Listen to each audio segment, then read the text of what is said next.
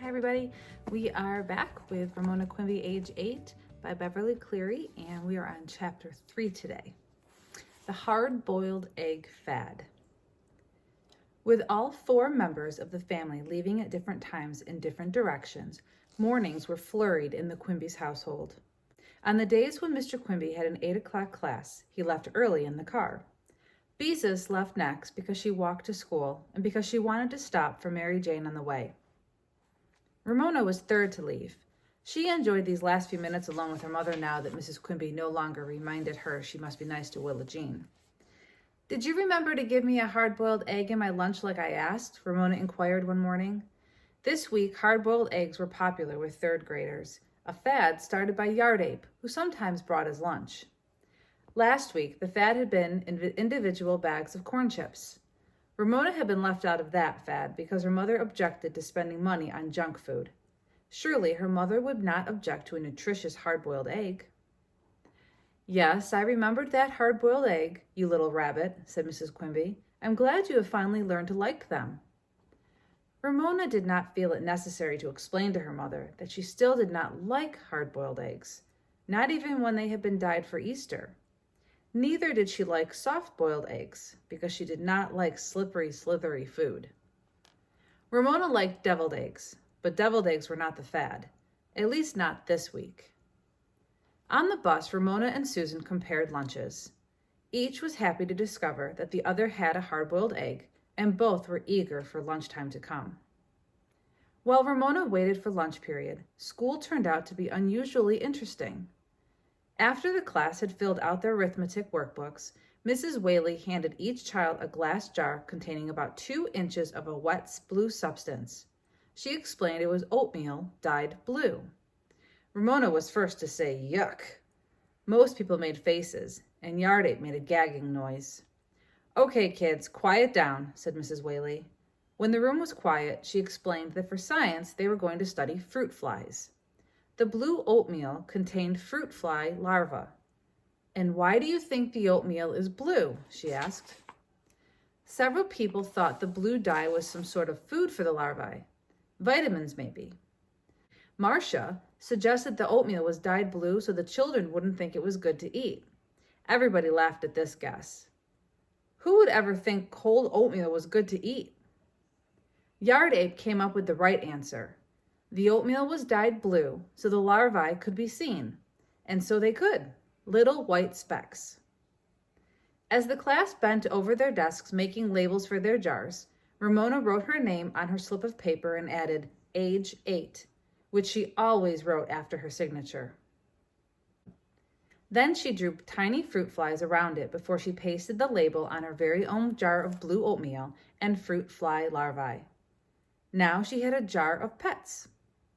"That's a really neat label, Ramona," said Mrs. Whaley. Ramona understood that her teacher did not mean tidy when she said neat, but extra good. Ramona decided she liked Mrs. Whaley after all. The morning was so satisfactory that it passed quickly. When lunchtime came, Ramona collected her lunchbox and went off to the cafeteria, where after waiting in line for her milk, she sat at a table with Sarah, Janet, Marcia, and other third-grade girls. She opened her lunchbox, and there, tucked in a paper napkin, snug between her sandwich and an orange, was her hard-boiled egg, smooth and perfect, the right size to fit her hand. Because Ramona wanted to save the best for the last, she ate the center of her sandwich, tuna fish, and poked a hole in her orange so she could suck out the juice. Third graders did not peel their oranges. At last, it was time for the egg. There were a number of ways of cracking eggs.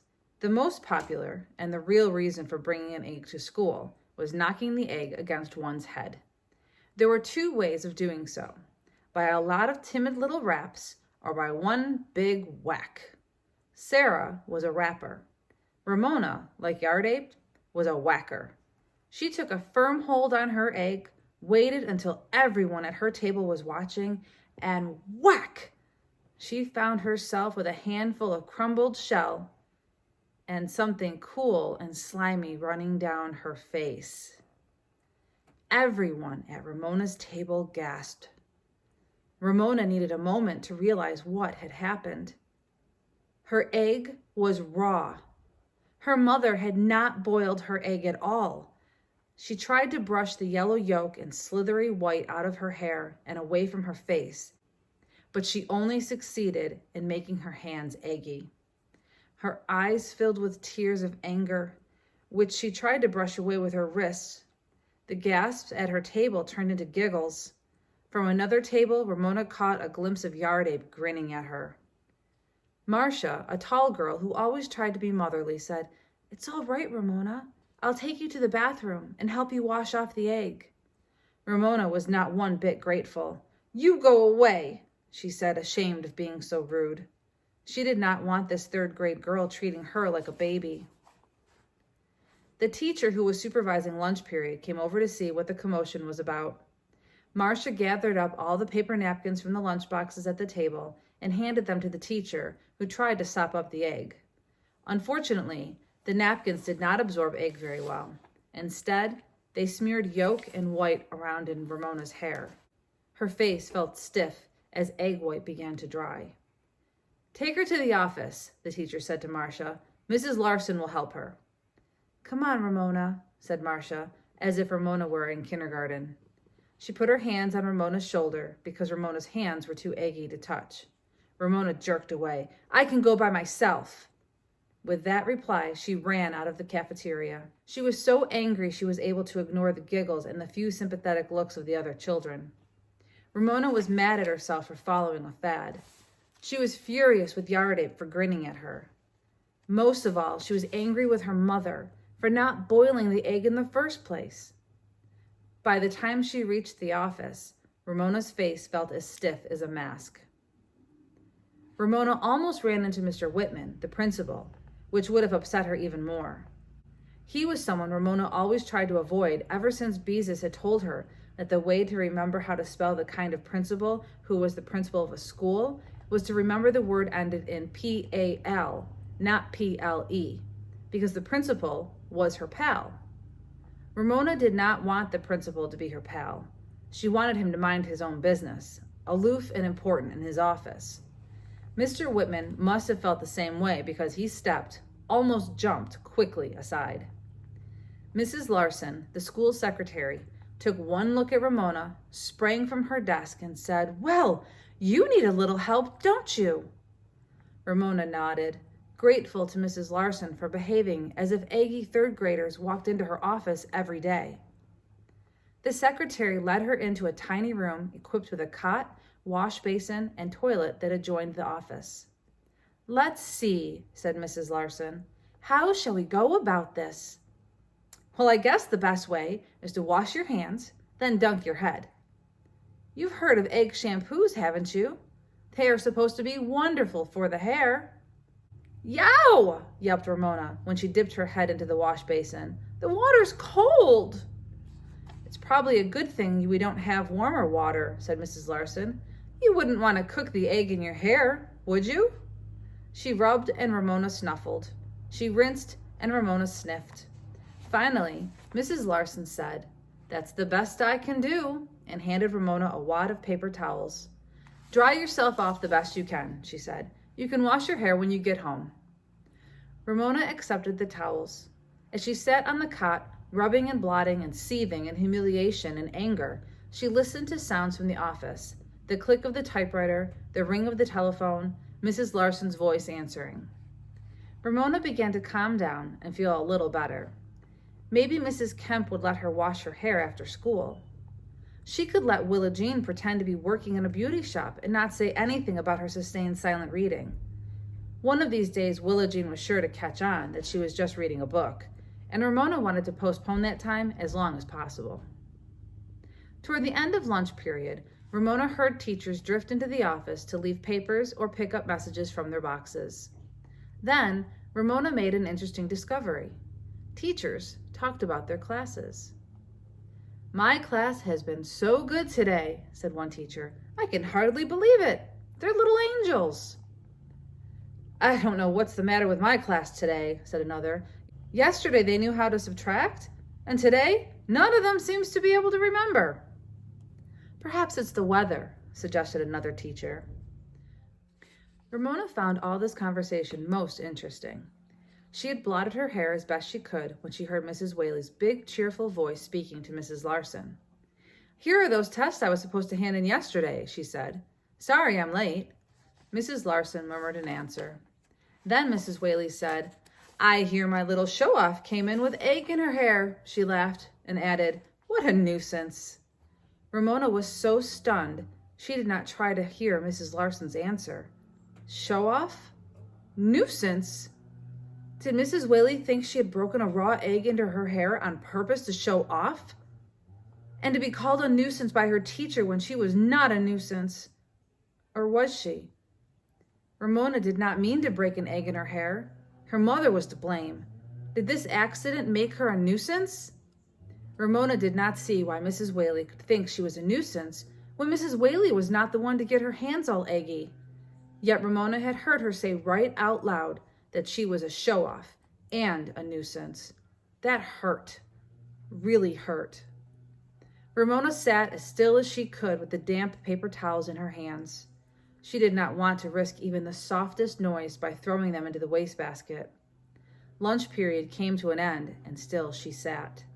Her body felt numb, and so did her heart. She could never, never face Mrs. Whaley again. Never.